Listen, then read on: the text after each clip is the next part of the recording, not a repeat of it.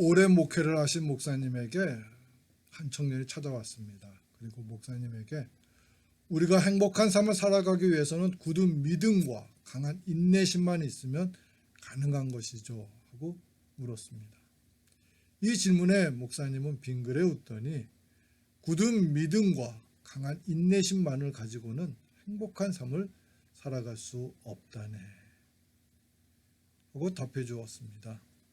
목사님 말을 들은 청년은 놀라면서 강하고 성숙한 믿음과 인내심만 있으면 이 세상을 행복하게 살아갈 수 있다고 믿었는데 그럼 어떤 것이 더 있어야 하나요? 우리들이 행복한 삶을 살아가기 위해서는 강한 믿음과 인내심 그리고 감사하는 마음을 가지고 있어야 가능한 것일세. 성도 여러분, 우리들은 행복한 삶을 살아가고 싶어 합니다. 그래서 세상적으로는 많은 수고와 함께 하나님이 주시는 굳은 믿음을 가지고 살아가기를 노력합니다. 그런데 앞에 목사님의 말처럼 그것들만으로는 행복한 삶을 살아가지를 못하게 됩니다. 그 이유는 행복한 삶을 이루기 위해서는 감사하는 마음도 있어야 하기 때문입니다. 강한 믿음과 인내심을 가지고 있다고 하더라도 감사하는 마음이 없을 때 그 믿음과 인내심이 계속 유지되지 못합니다. 믿음대로 행했다고 생각하면서 결과를 기대했는데 그 결과가 기대했던 것만큼 이루어지지 않았을 때 우리는 하나님을 원망하게 되기 때문입니다. 그래서 나중에는 하나님을 신뢰하지 않게 됩니다. 그러나 감사하는 마음을 가지고 있을 때는요, 기대했던 것만큼 이루어지지 않는 것에도 하나님의 섭리가 있을 것이라고 여기면서 주신 결과에 감사를 드리면서 더 인내를 하게 됩니다. 감사는 성숙한 믿음을 유지시켜주는 윤활유와 같은 것입니다. 우리들이 튼튼하고 정밀한 세계로 만든 엔진을 가지고 있다고 하더라도 우리들이 함부로 관리하며 사용할 때 그 엔진은 수명이 짧아지게 되는 것처럼 내가 남들이 갖지 못하는 강하고 성숙한 믿음을 가지고 있다고 하더라도 감사를 드리지 않으며 살아갈 때 그 믿음은 쉽게 퇴보하게 되는 것입니다. 그렇기 때문에 우리들은 감사를 드리며 살아가기를 노력해야 하는 것입니다. 오늘 주신 말씀은 우리들이 왜 하나님께 감사를 드리며 살아가야 하는지를 가르쳐 주시는 말씀입니다. 말씀을 살펴보면 우리들이 하나님께 감사를 드리며 살아가야 하는 가장 큰 이유는 하나님께서 우리들의 모든 삶을 주관하시고 이끌고 가시기 때문이라고 하셨습니다. 여호와께 감사하라. 그는 선하시며 그 인자하심이 영원함이로다. 해로 낯을 주관하게 하신 이에게 감사하라. 그 인자하심이 영원함이로다. 하나님께서는 이 세상을 창조하신 것에서부터 시작해서 우리의 모든 삶을 축복된 방향으로 인도하여 주시면서 주관하여 주십니다. 하나님의 인도하심이 없을 때 우리들의 삶은 불행한 삶이 되는 것입니다. 그러므로 우리들의 삶을 완벽하고 선하시게 이끌고 계시는 하나님께 감사를 드리며 살아가야 합니다. 성경을 살펴보면 위대한 신앙의 선조들은 믿음과 함께 감사를 드리며 살았던 사람들이었습니다. 그래서 그들은 하나님의 축복과 은혜 속에서 살아갈 수 있었던 것입니다.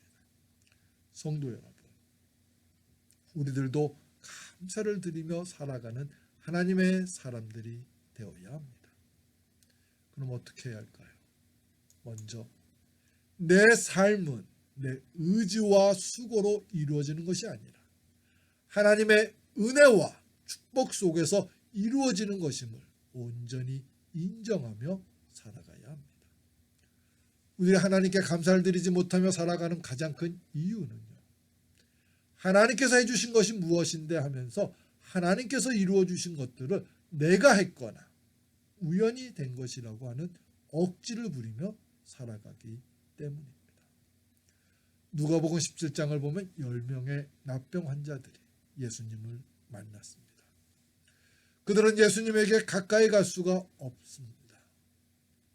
그래서 먼 발치에서 떨어진 상태에서 소리를 높여서 자신들의 병을 고쳐달라고 하였습니다.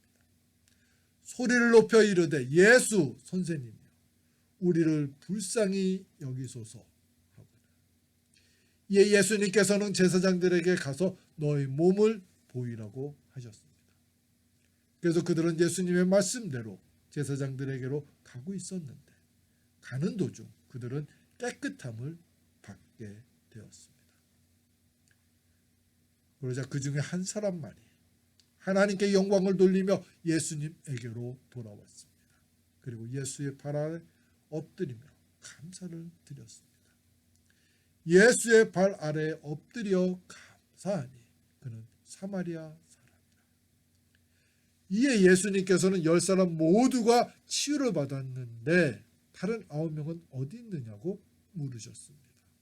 예수께서 대답하여 이르시되 10사람이 다 깨끗함을 받지 아니하였느냐? 그 9은 어디 있느냐? 성도 여러분, 예수님께서는 10명의 납병 환자 모두를 치유하여 주셨는데 왜 9명의 환자들은 사마리아 사람처럼 예수께 와서 감사를 드리지 않은 것일까요? 그 이유는 그들은 예수님께서 낫게 해주셨다고 생각하지 않았기 때문입니다. 그들은 이제 날 때가 되었으니까 난 것이라고 하면서 감사를 드리려고 하지 않았던 것입니다. 그런데 그 9명의 사람들의 모습 속에서 우리들의 모습을 발견할 수 있지 않습니까? 우리들도 예수님의 은혜와 축복 속에서 모든 것이 이루어진 것인데 9명의 환자들처럼 이것을 부정하면서 내가 했다고 또는 우연히 된 것이라고 하면서 억지를 부리며 살아가지 않습니까? 우리의 모든 삶은 예수님의 은혜와 축복 속에서 이루어지는 삶입니다. 우리는 이것을 인정하며 살아가야 합니다. 내가 했습니다 하면서 살아갈 때 우리들의 마음속에는 감사함이 생겨나지 않게 됩니다. 사탄은 끊임없이 내가 다른 사람들보다 더 많이 수고를 했기 때문에 이러한 결과가 이루어진 것이라고 하면서 내가 했다고 생각하라고 유혹합니다. 우리는 그런 사탄의 유혹을 이겨내어야 합니다. 왜냐하면 내가 아무리 많은 수고를 하였다 할지라도 하나님의 은혜와 축복이 없었다면 수고의 열매를 누리지 못하기 때문입니다. 여호와께서 집을 세우지 아니하시면 세우는 자의 수고가 헛되며 여호와께서 성을 지키지 아니하시면 파수꾼의 깨어 있음이 헛되도다. 우리의 모든 삶은 내가 이루는 것이 아니라 하나님 곧 예수님이 이루신다는 진리를 인정할 때 우리들은 감사를 드리며 살아가게 됩니다. 두 번째로 감사는 훈련 속에서 이루어지는 것임을 깨닫고 늘 감사할 것을 찾으면서 감사드리기를 노력해야 합니다. 앞에서도 언급했듯이 사탄은 감사를 드리며 살아가지 못하도록 방해를 합니다. 그래서 우리들은 처음에는 감사를 드리며 살아가지만 시간이 지나면서 감사하기보다는 당연하게 여기게 됩니다.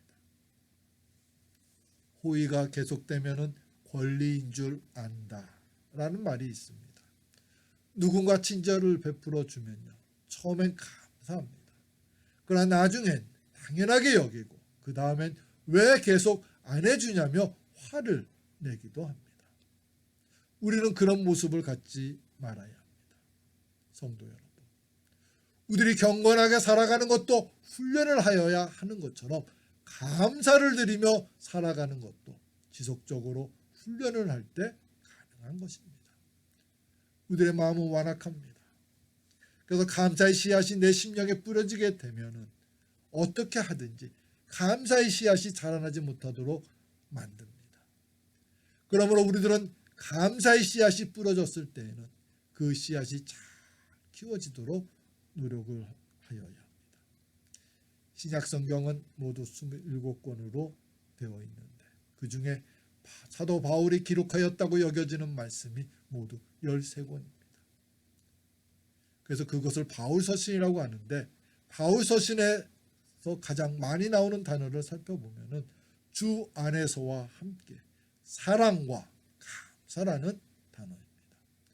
사도 바울은 하나님께 감사를 드리면서 복음을 전했습니다. 먼저 내가 예수 그리스도로 말미암아 너희 모든 사람에 관하여 내 하나님께 감사함은 너희 믿음이 온 세상에 전파됨이로라. 우리가 너희를 위하여 기도할 때마다 하나님 곧 우리 주 예수 그리스도의 아버지께 감사하노라. 사도 바울은 시작부터 마칠 때까지 늘 하나님께 감사를 드리면서 복음을 전했던 것입니다. 그렇게 감사를 드리며 복음을 전하는 사도 바울에게 하나님께서는 놀라운 능력을 베풀어 주시면서 사명을 잘 감당하도록 해 주셨습니다. 성도 여러분, 여러분들의 삶을 살펴보십시오. 그리고 감사드릴 것이 무엇이 있는지 찾아보십시오. 분명히 감사드릴 것이 많이 발견될 것입니다. 감사는 훈련입니다. 내가 기대하며 수고했던 것에서만 감사를 찾으려고 하면은 감사는 적게 느껴질 것입니다. 여러분들의 삶 속에 많이 숨겨져 있는 감사드릴 것들을 발견하며 그것을 주신 하나님께 감사를 드리며 살아가는 하나님의 사람들이 되시기를 축원합니다. 오늘은 추수감사주일입니다. 아직도 완전한 일상으로의 회복은 안 되었지만 그래도 작년보다는 더 나은 환경에서 추수감사주일을 맞게 되었습니다. 지나온 1년을 살펴보면서 내 삶 속에 베풀어 주신 하나님의 은혜를 발견하고 감사를 드리며 살기를 결단하고 노력하는 추수감사주일이 되시기를 주님의 이름으로 축원합니다. 우리 함께 기도드리겠습니다.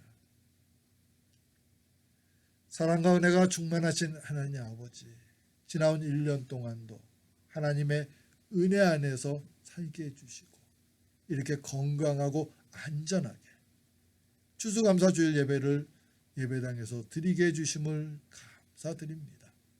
하나님, 모든 것이 하나님의 은혜와 축복 가운데 이루어져 나간다는 것을 늘 깨닫고 인정하면서 그것에 감사드리며 살아가는 하나님의 사람들 되게 해 주시옵소서. 성령님이시여 우리 교회와 우리 성도님들의 삶 속에 더욱 감사함이 넘쳐나와서 감사의 예물 그리고 감사의 찬송 그리고 감사의 기도를 늘 드려질 수 있도록 우리와 함께하여 주시옵소서. 예수님의 이름으로 기도합니다.